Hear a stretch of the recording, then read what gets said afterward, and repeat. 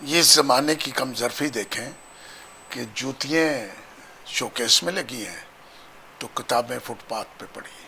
کیا آپ اپنی زندگی کی ترقی کے لیے اللہ کی لعنت کو قبول کرو گے؟ استغفر اللہ۔ اگر زندگی مقام ہو تو جو دنیا کے بڑے بڑے نامور لوگ اس کائنات کے اندر آ کے چلے گئے، ان کی قبریں کھود کے ان کے جسم کی ہڈیاں نکال کے دیکھ لیں کہ ان میں سے خوشبو آ رہی ہے یا بدبو آ رہی ہے۔ بسم اللہ الرحمن الرحیم۔ السلام علیکم ناظرین، آپ دیکھ رہے ہیں پروگرام فیض عام اور میں ہوں آپ کا میزبان سید ثاقب حسین شاہ۔ ناظرین محترم، ہم لوگ اپنے پروگرام میں فرازی صاحب کی کتاب روز قیامت پہ بات کر رہے ہیں۔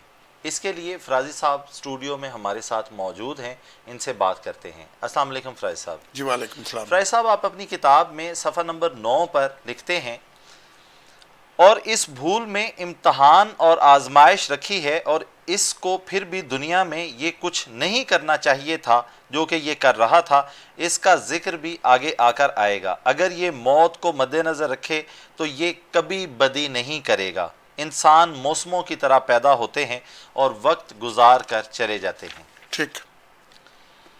اور اس کی بہت بڑی زندگی کچھ بھی نہیں ہے۔ اس کو ایک امتحان کے لیے دنیا میں پیدا کیا گیا ہے۔ یہ دنیا کے ہر امتحان کو پاس کرنا چاہتا ہے، اور یہ وہ امتحان پاس کرتا ہے جس کے آنے والے سوالوں سے یہ واقف نہیں ہوتا۔ لیکن اللہ تعالیٰ نے اس کو جس امتحان میں ڈال رکھا ہے، اس کا کوئی بھی سوال پوشیدہ نہیں ہے۔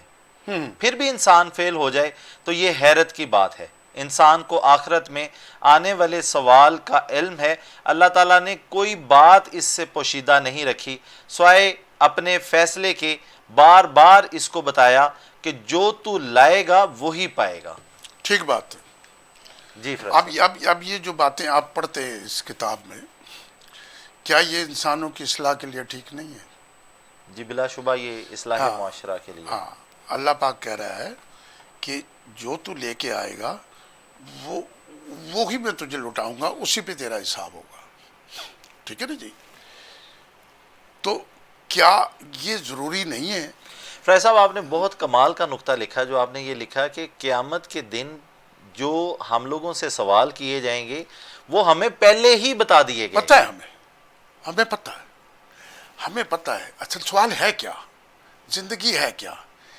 زندگی نیکی بدی کا ایک مکسچر ہے۔ زندگی میں آپ نے نیکی کو جدا کرنا ہے، بدی کو جدا کرنا ہے۔ زندگی موت اور زندگی کا ایک کھیل ہے۔ ٹھیک ہے جی؟ تو میں نے موت اور زندگی کے کھیل پر روشنی ڈالی ہے۔ میں اصل میں آپ کا تو بڑا ممنون ہوں کہ آپ اس کتاب کو پڑھتے ہیں۔ میں ایسے نہیں پڑھ سکتا جیسے آپ پڑھتے ہیں، میں نے لکھ دیا، ایسے پڑھ نہیں سکتا۔ آپ پڑھتے ہیں، لوگوں تک یہ بات جاتی ہے۔ بلکہ مجھے ایک آدمی نے کہا، وہ جو صاحب آپ کی کتاب پڑھتے ہیں وہ آپ کے اپنے آدمی ہیں۔ میں نے کہا بالکل اپنے آدمی ہیں، وہ میرے اپنے آدمی ہیں، لیکن اپنے پاس سے نہیں پڑھ رہے، اس کتاب سے پڑھ رہے ہیں۔ کتاب میں سے پڑھ رہے ہیں۔ اگر آپ کو یہ اعتراض ہے کہ وہ میرے اپنے آدمی ہیں تو وہ اپنے پاس سے کوئی بات کہہ رہے ہیں تو پھر آپ کو اعتراض ہونا چاہیے، تو وہ تو اس کتاب سے پڑھ رہے ہیں۔ اچھا، اب یہ ہماری مجبوری ہے کہ ہم اس کتاب کو پڑھ کے لوگوں کو سنا رہے ہیں۔ ٹھیک ہے نا جی؟ تو ایک میں نے پروگرام کیا روبرو، تو منور عتیق صاحب نے کہا کہ یہ زمانے کی کم ظرفی دیکھیں کہ جوتیاں شوکیس میں لگی ہیں تو کتابیں فٹ پاتھ پہ پڑی ہیں۔ افسوس، صد افسوس۔ ٹھیک ہے جی؟ یہ ہمارے ہاں تو پھر بھی تھوڑی بہت عزت ہے۔ اگر آپ دوسری جگہ چلے جائیں، میں نے خانہ کعبہ کے اندر دیکھا ہے کہ ایک آدمی نے 2 قرآن شریف کٹھے رکھے ہیں، سر کے نیچے سو رہا ہے۔ ہمارے یہاں ایسا نہیں ہوتا۔ ہم نے پوری یہ کوشش کرنی ہے شاہ صاحب کہ اس کتاب کی ایک ایک بات لوگوں تک پہنچائیں۔ اب لوگ یہ سوچیں گے کہ یار تم اس بات کا کریڈٹ لینا چاہتے ہو کہ تم نے یہ باتیں لکھ دی، یا آپ سوچیں گے یا سننے والا سوچے گا۔ نہیں، میں کریڈٹ نہیں لینا چاہتا۔ میں صرف یہ سمجھانا چاہتا ہوں کہ اگر تم کرونا سے، طاعون سے، کینسر سے بچ جاؤ گے تو یہ مت سمجھ لینا کہ اب ہم پر موت نہیں آئے گی، موت پھر بھی آئے گی. موت پھر بھی آئے گی. تو آپ اپنے دماغ سے یہ بات نکال دیں کہ ہم کرونا کی زد میں آ کے مریں گے. اصل میں تو فریض صاحب انسان کی کتنی بڑی بدبختی ہے کہ انسان کو ایک پیپر میں آنے والے سوالوں کا پتہ ہو اور وہ پھر بھی اس پیپر میں فیل ہو جائے. فیل ہو جائے، اس کے نمبر ہی نہ لے سکے. کیا اچھی بات ہے، بڑی ڈیپس کی بات ہے کہ اللہ نے تو قرآن میں کہہ دیا نا، جھوٹوں پر میری لعنت ہے. اللہ کہہ رہا ہے جھوٹوں پر اللہ کی لعنت ہے. اس کے باوجود کائنات کا ہر آدمی 98-99% لوگ جھوٹ بولتے رہے. استغفر اللہ. جب اللہ کہہ رہا ہے کہ جھوٹوں پر میری لعنت ہے، کیا آپ اپنی زندگی کی ترقی کے لیے اللہ کی لعنت کو قبول کرو گے؟ استغفر اللہ. فریض صاحب آپ لکھتے ہیں ہر انسان جانتا ہے گناہ کیا ہے اور نیکی کیا ہے. کہیں تھوڑی بہت بھول ہو جائے کہ انسان نیکی کو نیکی سمجھ کر کرتا ہے وہ بدی ہو جاتی ہے. ہاں تو جس امتحان میں انسان پاس ہونا چاہتا ہے اس کے لیے دن رات کوشش کرتا ہے، تب جا کر کچھ نمبر حاصل کرتا ہے. مگر یہ امتحان دنیا کے نفع کے لیے ہوتا ہے، آخرت کا نفع یہ ہمیشہ فراموش کر دیتا ہے. چونکہ اس کو یہ دنیا پیاری ہے اور عزیز ہے، اگر یہ آخرت میں اچھے نمبروں پر پاس ہوا تو پھر جنت میں گھر پائے گا، اور اگر فیل ہوا تو جہنم میں جائے گا. میرا مطلب ہر پڑھنے والے کو سمجھ آ رہا ہوگا یہ زندگی کے امتحان میں خود فیل ہوتا ہے، اسے کوئی دوسرا فیل نہیں کر سکتا. ابلیس کو بھی یہ خود اپنے اوپر غالب کرتا ہے. ابلیس کی کیا مجال ہے کہ یہ نیک بندوں کو ورگلا سکے. بالکل ٹھیک ہے. جی، 1,24,000 جو پیغمبر آئے ان کو تو ابلیس ورگلا ہی نہیں سکا. اس کتاب کو میں اس لیے زیادہ اجاگر کرنا چاہتا ہوں کہ جتنے لوگ پوری دنیا میں کرونا سے انسینٹیو کیئر میں گئے، آپ مجھے ایک مثال دے دیں، اٹلی کی دے دیں، فرانس کی دے دیں، اسپین کی دے دیں، برطانیہ کی دے دیں، پاکستان کی دے دیں، کہ وہ 14 دن جب اس قرنطینہ کے انسینٹیو کیئر میں تھا، اس احتیاط میں تھا کہ موت نہ آ جائے، ایک بندہ مجھے بتا دیں جس نے وہ کام کیا ہو جو اللہ کو ناپسند ہو. اللہ اکبر. بتا سکتے فریض صاحب اس کتاب کو ایک پڑھتے سیکنڈ. ہوئے جی بتا سکتے ہیں کہ جو بندہ 14 دن کے لیے موت اور زندگی کی کشمکش میں ایک جگہ بند ہو گیا ہے، اس نے اگر کوئی جرم کیا ہے تو میری یہ کتاب پھاڑ کے پھینک دیں. فریض صاحب اس کتاب کو پڑھتے ہوئے ہر صفحے پہ اکثر ایک میسج آپ کی طرف سے ملتا ہے، اور موت کا جو وقت مقرر جو وباؤں کی وجہ سے یا کسی بیماری کی وجہ سے 30 دن کی گونج ملتی ہے، اس کے بارے میں آپ کیا کہتے ہیں؟ جی بالکل ایسا ہی ہے. اکثر آپ نے دیکھا ہوگا آپ کے بزرگ، ہمارے بزرگ یا وہ بیمار لوگ، ڈاکٹر کہندے کہ بھئی مہینے کی تھی زندگی ہے تھی.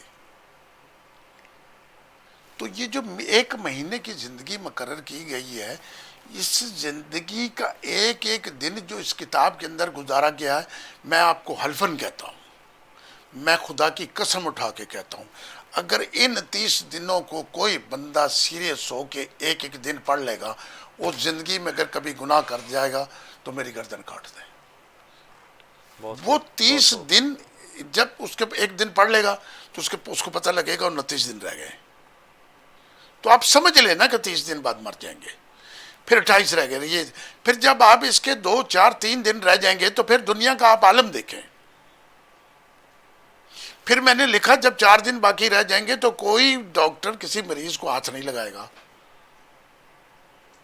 میں نے کورونا تو نہیں دیکھا ہوا تھا.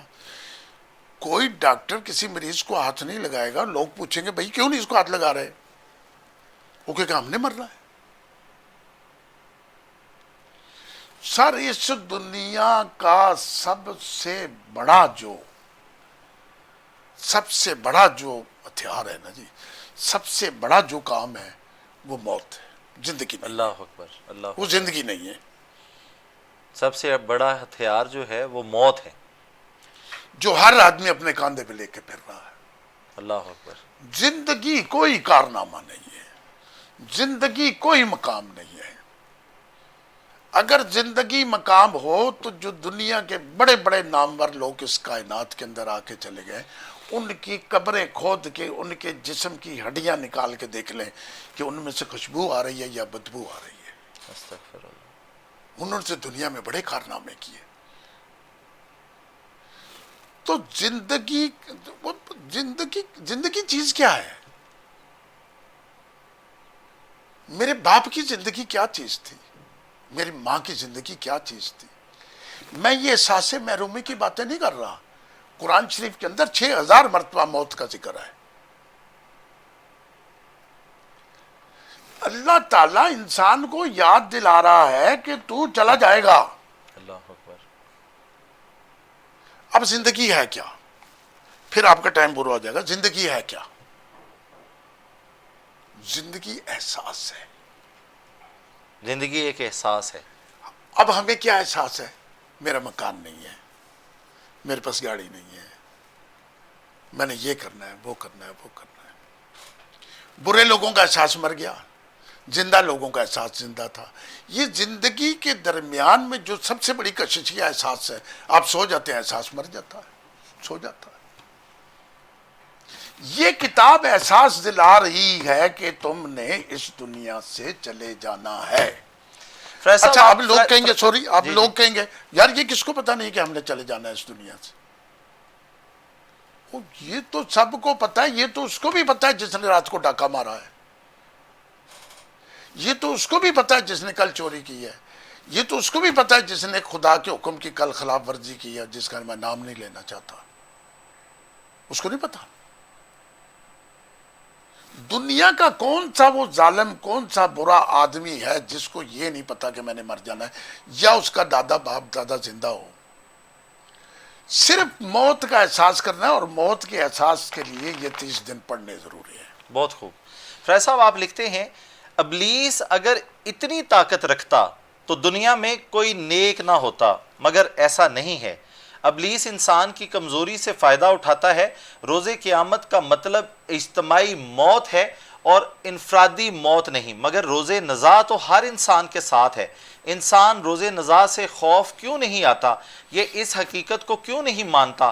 انسان نے خود ہی انسانوں پر عذاب نازل کر رکھا ہے. جو کچھ دنیا میں انسانوں نے کیا، اللہ تعالیٰ نے انسانوں کو یہ سب کچھ کرنے کے لیے پیدا ہی نہیں کیا. نہ اللہ تعالیٰ نے کہا ہے کہ تم اپنی اپنی حکومتیں بنا لو اور دوسرے انسانوں پر زمین تنگ کر دو، رنگ نسل کے فساد کرو. یہ انسان کی خود غرضی ہے، جبر ہے، ظلم ہے. یہ چونکہ ٹائم ختم ہو جائے گا. جی. امریکہ کے پاس کوئی ایسا سانچہ نہیں تھا جس میں وہ کالے لوگ بنائے گئے. کالے چٹے لڑ پڑے. جی. کالے چٹے لڑ پڑے. ابراہیم علیہ السلام کو جب اللہ نے حکم دیا کہ جو اپنی جو سب سے پیاری چیز ہے اس کی قربانی دو، حضرت اسماعیل علیہ السلام کا کہا گیا. جب آپ چلے تو ابلیس راستے میں آیا کہ بھئی یہ ایک خواب دیکھنے کے بعد آپ اپنے بچے کو ذبح کر دیں گے. تو ابراہیم علیہ السلام نے اس کو پتھر، جو آج آپ کنکریاں مارتے ہیں، جا کے کنکریاں مارتے ہیں نا آج پہ، جی. یہ ابراہیم علیہ السلام کے اس روایات کے مطابق کنکریاں مارتے ہیں. تو ابراہیم علیہ السلام پہ ابلیس غالب نہیں ہوا. اور جب حضرت ایوب علیہ السلام کے جسم میں کیڑے پڑے تو ابلیس نے کان میں آ کے کہا کس چکر میں پڑا ہے، 12 سال ہو گئے تو اللہ کے آگے دعا کر رہے، تیری دعا قبول نہیں ہو رہی، میں جو کر رہی ہوں وہ کر لے تو کل ٹھیک ہو جائے گا. میں بتا رہا ہوں جس پہ ابلیس غالب نہیں ہوتا. ایوب علیہ السلام نے کہا کہ میں اس وجود کے لیے اللہ کو ریکویسٹ نہیں کروں گا. کیوں؟ یہ وجود تو اس کی امانت ہے. اب وہ اس میں کیڑے ڈال دے، یہ اس کو گل جائے، بہت خوب، برباد ہو جائے. جب اس کی رضا ہوگی، یہ وجود اس نے دیا، یہ روح اس نے دی، یہ زندگی اس نے دی، جب اس کی رضا ہوگی. ابلیس، اگر آپ ایوب علیہ السلام کا قصہ پڑھ کے دیکھیں تو آپ کو پتہ لگے گا کہ ابلیس 12 سال پیچھے ہی رہا کہ تجھے تیرے بچے بھی مل جائیں گے، تجھے جائیداد بھی مل جائے گی، تو ٹھیک بھی ہو جائے گا، سارا کچھ ہو جائے گا.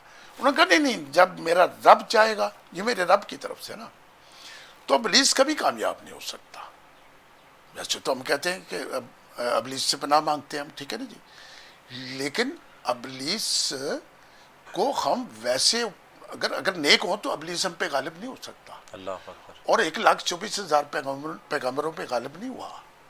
اور داؤد علیہ السلام کے پاس ابلیس گیا اور ایک حسین ترین خوبصورت لڑکی بن کے گیا.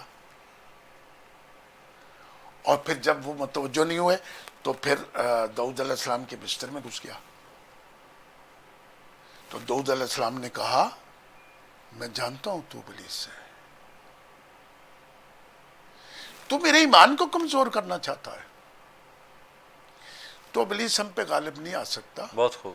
ابلیس ان لوگوں پہ غالب ہوگا جو ایمان سے کمزور ہوں گے. ٹھیک ہو گیا. ٹائم چونکہ زیادہ ہو بھائی گیا, صاحب باتیں آپ تو کا ختم بہت نہیں شکریہ ہوتی. جی, آپ کا بہت شکریہ, آپ اپنے قیمتی وقت سے ہمارے لیے وقت نکالتے ہیں. ناظرین محترم, ملتے ہیں اپنے اگلے پروگرام میں. اپنے میزبان کو اجازت دیجیے. اللہ نگہبان.